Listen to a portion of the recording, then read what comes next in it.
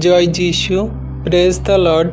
আমরা আরেকটি বার সুন্দর সকালের নতুন ভিডিও নিয়ে চলে এলাম।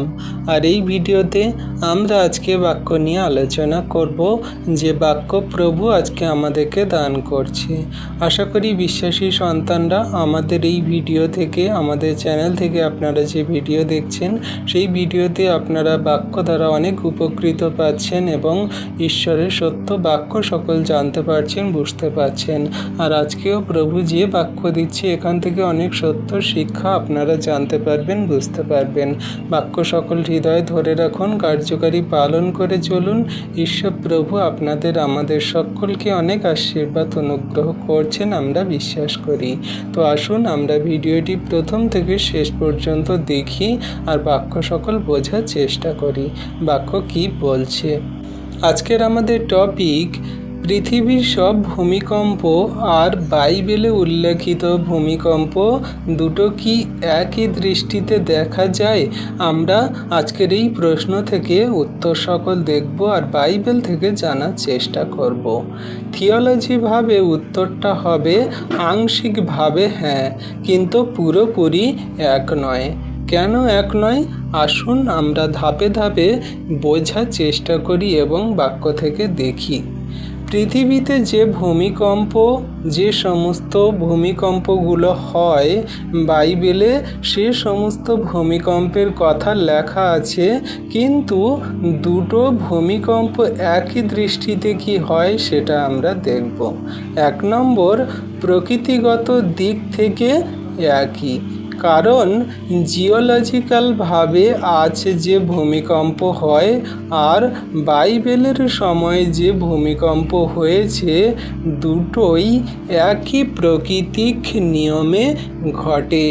কিন্তু ঈশ্বর প্রভু যে আমাদের দৃষ্টিভঙ্গি দেখায় বা বাইবেল থেকে জানায়, সেগুলো আমরা দেখলে কিছু ক্ষেত্রে আলাদা। কেমনভাবে আলাদা আমরা একটু যদি দেখি তাহলে বুঝতে পারবো।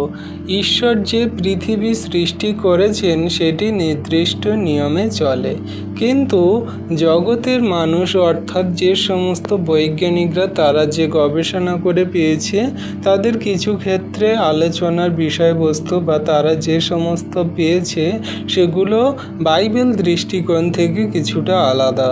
আমরা যদি দেখি যাত্রা পুস্তক 19 অধ্যায়ের 18 পদে, সেখানে বলছে, সিয়ন পর্বত সম্পূর্ণভাবে ধোঁয়ায় ঢেকে গেল, কারণ সদাপ্রভু আগুন ও ধোঁয়ার সঙ্গে তার উপরে নেমে আসলেন, আর ভাটার ধোঁয়ার মতো তা থেকে ধোঁয়া উঠতে লাগলো এবং সমস্ত পর্বত খুব কাঁপতে লাগলো। তাহলে দেখো, এইখানে যে ভূমিকম্প বা যে পর্বত কাঁপার কথা বলছে, পার্টিকুলার শুধু একটা জায়গার কথা বলছে, অর্থাৎ সেই সিনাই পর্বতে, যেখানে কিনা সেই প্রভু অর্থাৎ সদাপ্রভু তিনি নেমে এসেছেন, আর তার সেই নেমে আসার শক্তি, তার সেই সমস্ত উপস্থিতি যখন সেখানে পরিপূর্ণ হলো আর সেই জায়গা কেঁপে উঠল, সেখানে নড়ে উঠল। এটা একটা আলাদা দৃষ্টিকোণ।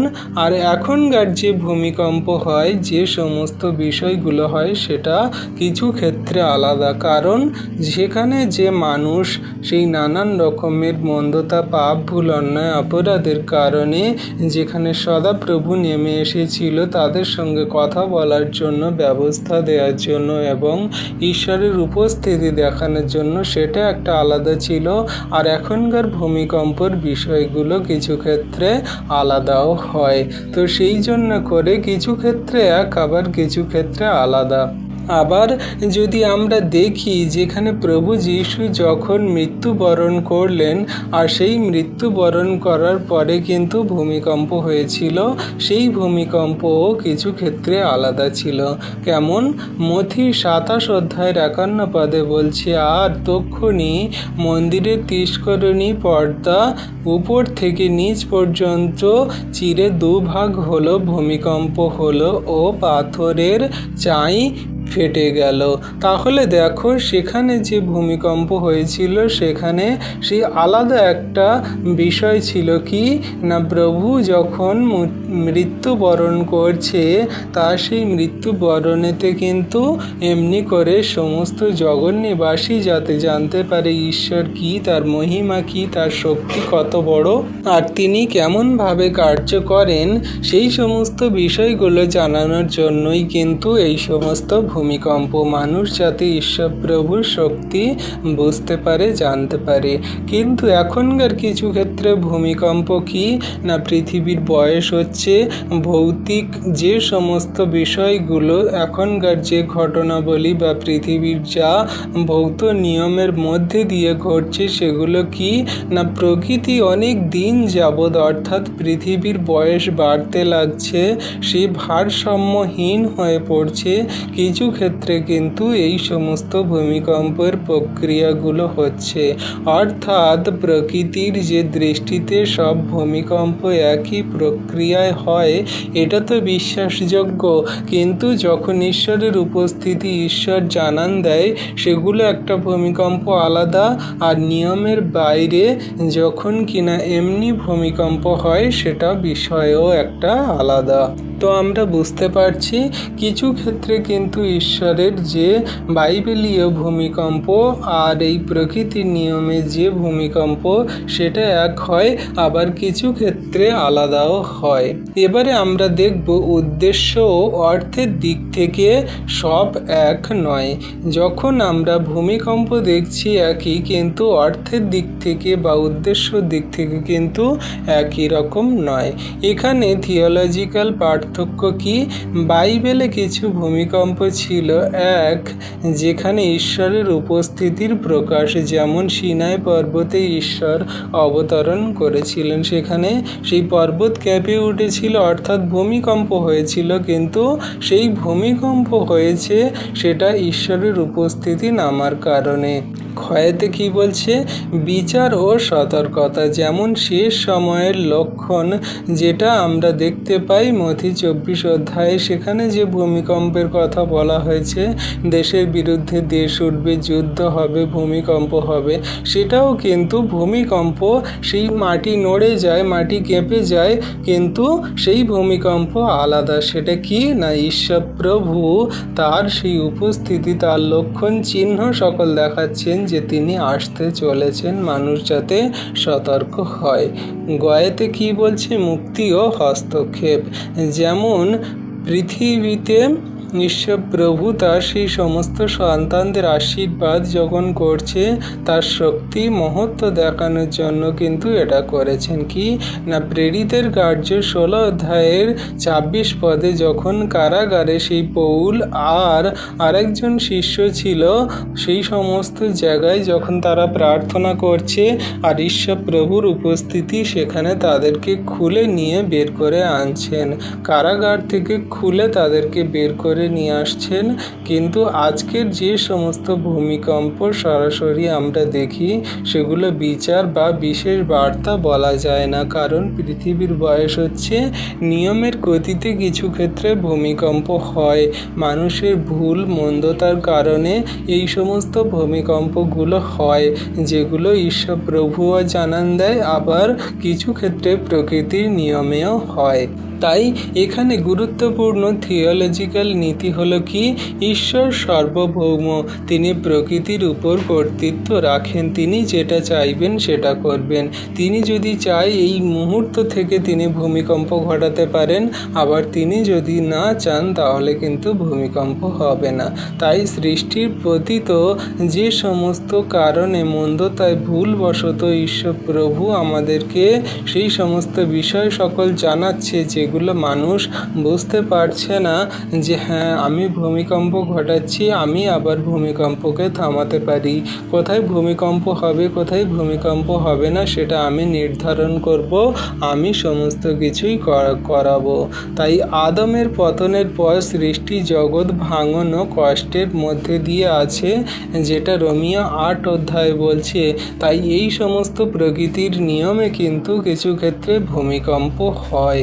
তাই প্রকৃতির দুর্যোগ ও সময় বিশেষ শাস্তি নয়, এটি পতিত জগতের বাস্তবতা, যা আমাদের এই সমস্ত মন্দ বিষয়গুলো দেখাচ্ছে। কিছু ক্ষেত্রে ভূমিকম্প হচ্ছে, কোথায় ভূমিকম্প, কখন ভূমিকম্প, কতটা পরিমাণে ভূমিকম্প হবে, এটা ঈশ্বর প্রভুই নির্ধারণ করে। এটা বৈজ্ঞানিকের জানা অসম্ভব, এটা কোনো মানুষের জানা সাধ্য নয়।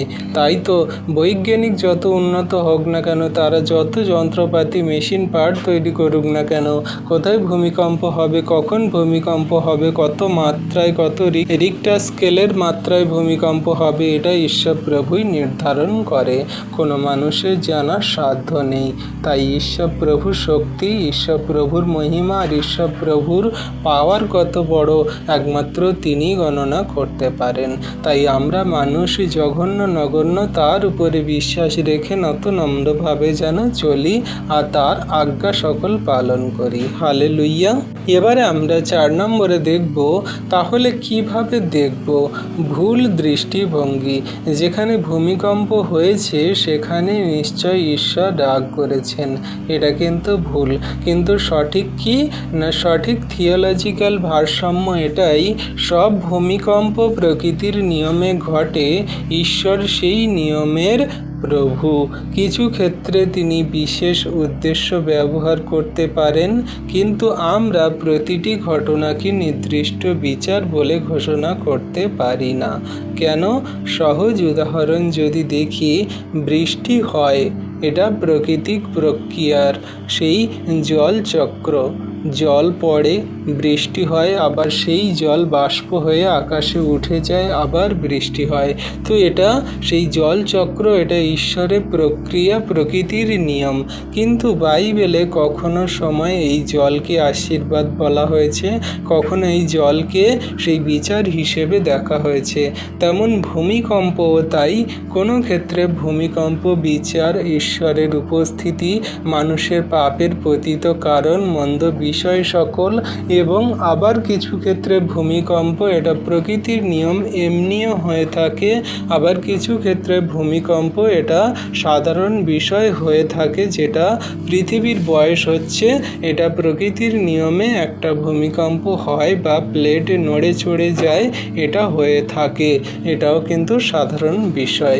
কিন্তু কিছু ক্ষেত্রে ঈশ্বরের উপস্থিতি, কিছু ক্ষেত্রে ঈশ্বরের পাওয়ার শক্তি, আবার কিছু ক্ষেত্রে ঈশ্বর যে আসতে চলেছেন তার সেই সংকেত চিহ্ন সকল দেওয়ার জন্য কিন্তু এই ভূমিকম্প হয়। তো আমরা বাইবেলীয় দৃষ্টিকোণ থেকে সেই সমস্ত বিষয় সকল দেখব এবং দেখছি। এবারে দিক নির্দেশ এবং উত্তর সকল যদি আমরা দেখি, প্রকৃতির ভাবে সব ভূমিকম্প একই নিয়মে ঘটে, আধ্যাত্মিক অর্থে সব ভূমিকম্প একই উদ্দেশ্যে নয়। থিওলজিক্যাল ভাবে ঈশ্বর সার্বভৌম, কিন্তু আমরা প্রতিটি ঘটনাকে বিচার ঘোষণা করতে পারি না। তাই আমরা বাইবেল দৃষ্টিকোণ থেকে দেখব যে ঈশ্বর প্রভু বাক্য দ্বারা কি বলছে। 1 নম্বরে যদি দেখি, ভূমিকম্প হয় মানুষের পাপের কারণে, যেটা বলছে যিশাইয়া 24 অধ্যায় 16 থেকে 21 পদে বলছে, পৃথিবীর শেষ সীমা থেকে আমরা এই গান শুনেছি, ধার্মিকের জন্য শোভা, কিন্তু আমি বললাম, হায়, আমি দুর্বল হচ্ছি, আমি দুর্বল হচ্ছি, ধিক আমাকে, কারণ বিশ্বাসঘাতকেরা বিশ্বাসঘাতকতা করেছে। হ্যাঁ, বিশ্বাসঘাতকেরা বিশ্বাসঘাতকতা করেছে। হে পৃথিবী নিবাসী, ভয়, গর্ত ও ফাঁদ তোমার উপরে আসছে। যে কেউ ভয়ের জনশ্রুতিতে পালিয়ে বাঁচবে, সে খাদে পড়বে। আর কারণ উপরের জানালা সব খুলে গেল ও পৃথিবীর ভিত্তিমূল সব কেঁপে গেল। পৃথিবী বিদীর্ণ হলো, বিদীর্ণ হলো, পৃথিবী ফেটে গেল, ফেটে গেল, পৃথিবী বিচলিত হলো, বিচলিত হলো, পৃথিবী মত্ত লোকের মতো টলবে, কুঁড়ে ঘরের মতো দুলবে, নিজের অধর্মের ভারে ভারাগ্রস্ত হবে, পড়ে যাবে আর উঠতে পারবে না। সেই দিন সদাপ্রভু উপরের সৈন্যদল ও পৃথিবীর রাজাদের প্রতিফল দেবেন। হালেলুইয়া। তাহলে দেখো এখানে যে ভূমিকম্পের কথা বলছে মানুষের পাপের জন্য এই সমস্ত কি না পৃথিবীর সীমা থেকে এই গান সভা হচ্ছে যে বিশ্বাসঘাতকেরা বিশ্বাসঘাতকতা করেছে, অর্থাৎ পৃথিবীর যে সমস্ত নিবাসী মানুষজন তারা প্রভুর নাম গান স্তুতি করে প্রভুর সমস্ত বাক্যকে জেনে বুঝে প্রভু থেকে সরে যাচ্ছে, প্রভুর মহিমা সকল দেখে তারা প্রভু থেকে দূরে পালাচ্ছে, প্রভুর সেই রাগ ক্রোধ তাদের উপরে আসবে, পৃথিবীর ভিত্তিমূল টলে যাবে, ভূমিকম্প হবে, জনস্রোত মানুষ সকল পালাবে, এদিক ওদিক ছুট পাড়াপাড়ি করবে, পৃথিবী বিদীর্ণ হবে, পৃথিবী ফেটে যাবে, পৃথিবী বিচলিত হবে, পৃথিবীর লোক সকল টলবে কুঁড়ে ঘরের মতন।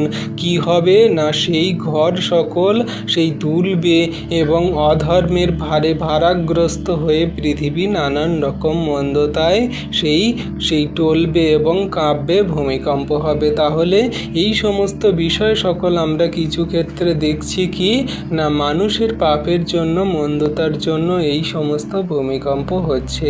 2 নম্বরে দেখব ভূমিকম্প হয় ঈশ্বরের বিচারের একটি চিহ্নের জন্য, যেটা মথি 24 অধ্যায় 7 পদে আমরা দেখলে পাই। কি বলছে? কারণ এক জাতি অন্য জাতির বিরুদ্ধে ও এক রাজ্যের অন্য রাজ্যের বিরুদ্ধে উঠবে, জায়গায় জায়গায় ভূমিকম্প ও দুর্ভিক্ষ হবে। তাহলে আমরা কি দেখছি যে প্রভু এমনি করে আমাদেরকে জানাচ্ছে কি না যখন আমি আসব সেই সমস্ত চিহ্ন তোমরা দেখবে, যখন কিনা ভূমিকম্প হবে, জাতির বিরুদ্ধে জাতি উঠবে, রাজ্যের বিরুদ্ধে রাজ্য উঠবে। তো এই যে ভূমিকম্প, এই ভূমিকম্পটা তো হচ্ছে, এটা কিন্তু একই ভূমিকম্প স্টাইলে, মাটি কাঁপছে, আকাশ বিচলিত হচ্ছে, জাতির বিরুদ্ধে জাতি উঠছে, ভূমিকম্প হচ্ছে, এটা তো একই। কিন্তু এই যে ভূমিকম্পের কারণটা বা ধরনটা এটা কিন্তু আলাদা। কারণ যে ভূমিকম্প হচ্ছে এটা ঈশ্বর আসছে বলে বা যীশু খ্রিস্ট আসছে বলে সেই ভূমিকম্প। কিন্তু এখনকার যে সমস্ত ভূমিকম্প কিছু ক্ষেত্রে আমরা দেখছি কি না প্রকৃতির নিয়মে। এবারে আমরা দেখব ভূমিকম্পের প্রভাব। আমরা 3 নম্বরে দেখব ভূমিকম্পে পৃথিবী কাঁপে এবং পর্বতগুলি গলে যায়।